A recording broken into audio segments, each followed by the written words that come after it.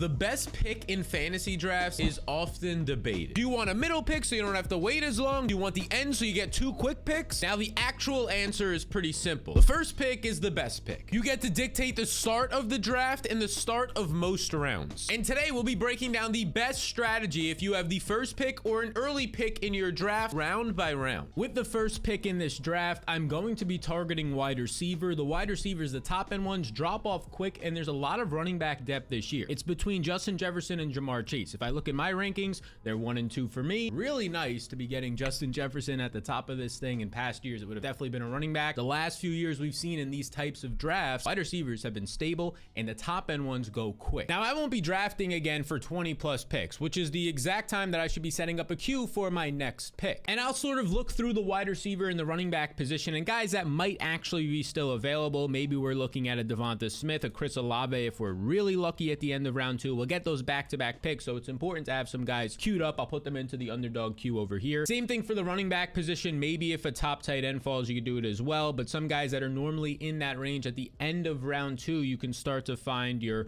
Ramondre Stevensons, your Josh Jacobs for a quick 2 running back build. My goal would be to get at least 1 more wide receiver at this turn because, again, they do go quick. And that's probably the biggest tip I can give you right off the bat if you're starting to draft this fantasy season is prioritize wide receivers. It might not seem like that in past years, but you're going to want to this year, especially in those first 3 to 4 rounds. And as we look through the first round, the top end running backs go off the board, McCaffrey and Robinson. I have Saquon and Eckler ahead of Robinson. That's just me personally. But then look at this. All the receivers start to go. AJ Brown, Stephon Diggs, Garrett Wilson. If we look at my rankings, my tier 1 of receivers, my top 5 guys are already gone. There is some value in Amon-Ra St. Brown. We'll see if he makes it to me. Unlikely. And there are still some top end, top tier running backs in Eckler and Saquon still on the board. Just 4 picks away. I'm starting to look now at receiver, running back, still a lot of great options. We have Jalen Waddle, Devonta Smith, DK Metcalf. This is my queue right now for my 2nd and 3rd pick. So my pick is come and gone. I went back-to-back receiver with Devonta Smith and DK Metcalf. I had to choose there if I wanted a Ramondre Stevenson. At this point, I think we have a lot of running back depth, especially considering where we'll land on our next turn. And DK Metcalf and Devonta Smith,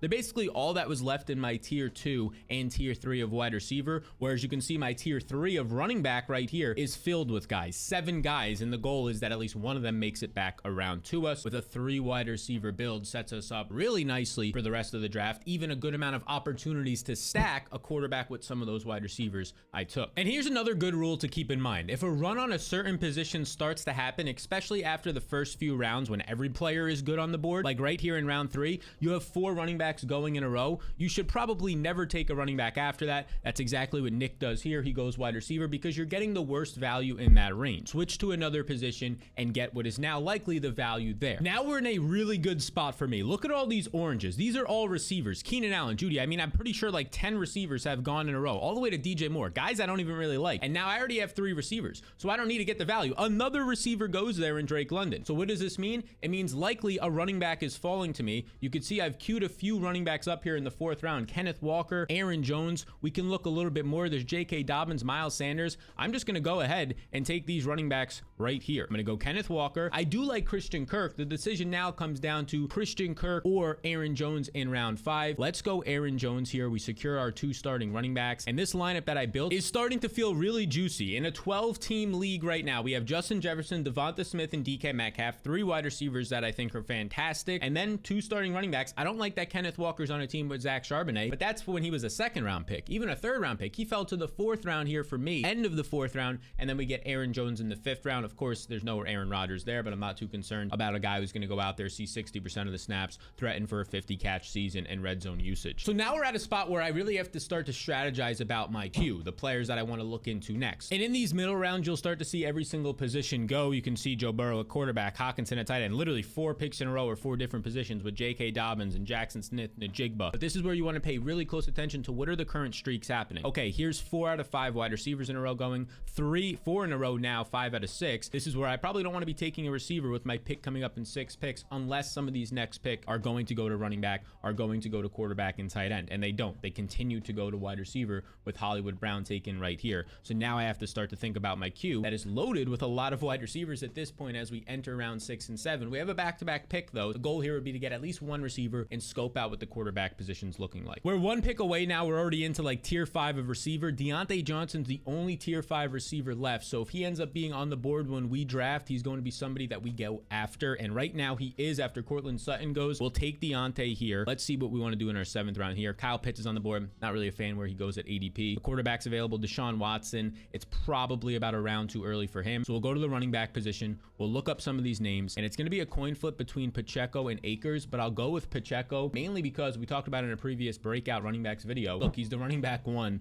for Patrick Mahomes. We go to this depth chart on Player Profiler. It's Jerick McKinnon, who's 31. He already beat him out last year. Didn't sign till late in the season because, well, they just really didn't need him. They didn't draft anybody. And then Clyde Edwards-Helaire, who's now entering, his 3rd, 4th year, and at this point hasn't really shown too much. Been injured and banged up, but hasn't shown any efficiency. So a real interesting pick right here at the 7-3. If Deontay Johnson wasn't on the board, I would have considered Jahan Dotson, who was a top 24 receiver in 50% of his games last year. And if you look at the actual tape, what you can expect this year, man, this guy was fantastic as a route runner. After that, no picks are really screaming out to me. But Jordan Addison is fine in the 7th round. A lot of these rookies are going pretty early right now, in my opinion. But as you can see, some tight ends are going at the end of the 7th round. Something to make note of as we're 8 picks away. And per my tight end rankings right now, we end up having 2 more in tier 4 with Pat Freiermuth and David Njoku. I would like to secure one of these at our next pick. This was a really good pick from Configure. David Montgomery, who was a borderline top 20 running back for me, falls all the way towards the end of round 8. He was on my board to pick. I'll go to the tight end position. You have Njoku, you have Freiermuth. We can take either of them here. I personally have Freiermuth 1 spot ahead in my rankings, so I'll go there because I don't think either of these guys are going to come back by our next pick.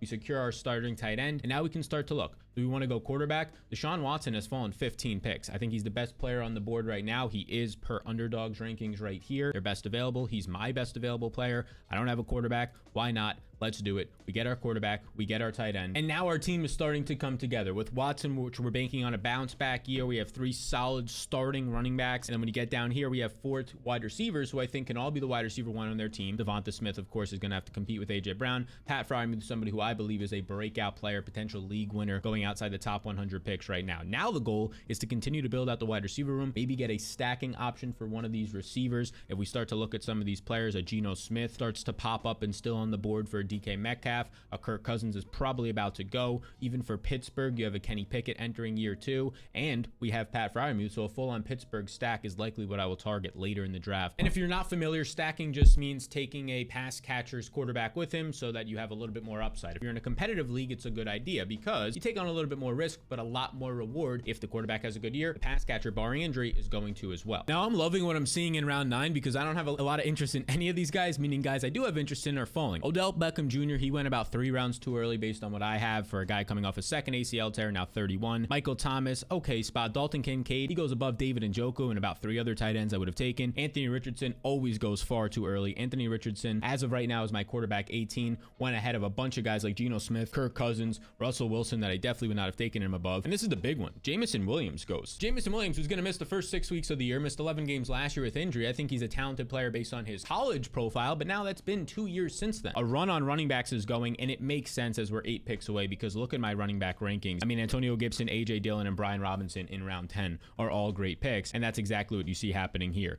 AJ Dillon goes, Antonio Gibson goes, maybe a Brian Robinson can fall to us in a few picks. So we're actually on the clock now. Oh, look at this. It's not a snipe because he was going to go in this range, but Brian Robinson goes 1 pick before. I really would have loved to get him right there. It's okay. We'll go ahead here, and in round 11, or the end of round 10, we'll take Samaje Perine, who's going to be a starter for probably the first half of the year while Javonte Williams is out. And now if we want to look at what the top of the board is showing, Damian Harris, Jacoby Myers, 2 of my best available players. Even Elijah Mitchell, the best backup if something happens to McCaffrey, which has happened in past years, not last year, but past years. At this point in the draft, I'll continue to load up. Let's go with another running back here in Damian Harris. Look, I know James Cook is out there in Buffalo. I think James Cook has all the ability to break out this year in year 2, but he's not going to see the red zone touches. Damian Harris has a 15 touchdown season on his resume. And in terms of what's already happening in the draft, well, Rondale Moore goes 30 picks earlier than he's used to. Very smart pick there by Ty. Javonte Williams, not really interested in a guy going to miss 8 to 12 weeks most likely. This is where I'll start to shoot for maybe one more veteran in here somewhere, but a lot more upside in the picks. 2nd, 3rd year players who can break out. Talking Chuba Hubbard if something happens.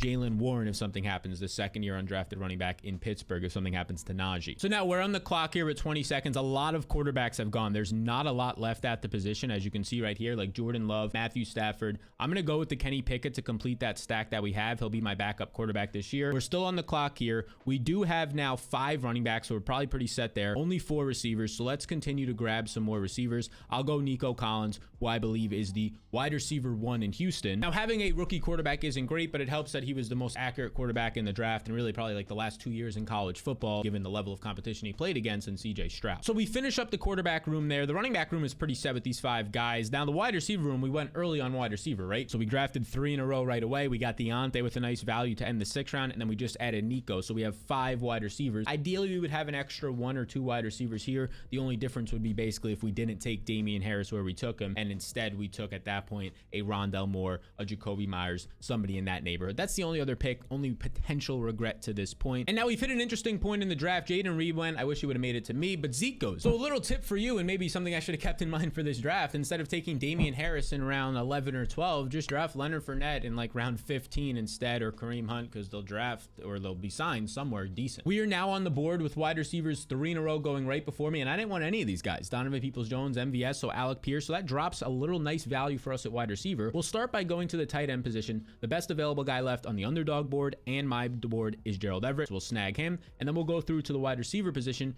Who do we want here? I think Paris Campbell has a chance to be a wide receiver 1. If I had to choose one guy here, I will go Hunter Renfrow based on my rankings. He is by far the best available receiver left. Let's pull those up right here. He is the only guy that is still left in my tier 8 of receivers. And then after that, the only guy available in my tier 9 was Curtis Samuel, who we were debating, but it's like a 10-person rank or 10 difference in ranking at that point. Now, if you're curious where I'm using those rankings, those are my tiers. It's part of the fantasy blueprint. You can check it out down below right now. You get everything you need, not just now for the draft, but all the way until the end of the season, your fantasy playoffs. Finish up the last couple of rounds. This goes 18 rounds on Underdog. This is a draft to win $3 million to first place. Yes, this is Underdog Fantasy, and you could be drafting with me or just at all with any of your friends or by yourself whenever you want to. With the link in the description below to Underdog, you'll get a free deposit bonus up to $100 in your first deposit. Meaning if you want to try it out and put 25 bucks in, they'll give you 25 bucks right back, which is actually a free ticket. It's the amount to get into the $3 million to first contest, but they also have other contests that are $5 to get into with big cash prizes in the 6 to 7 figure range. So just check the link in the description below for your opportunity to get the fantasy blueprint, all the tools you need to be drafting, and draft on Underdog, because why not try and win $3 million?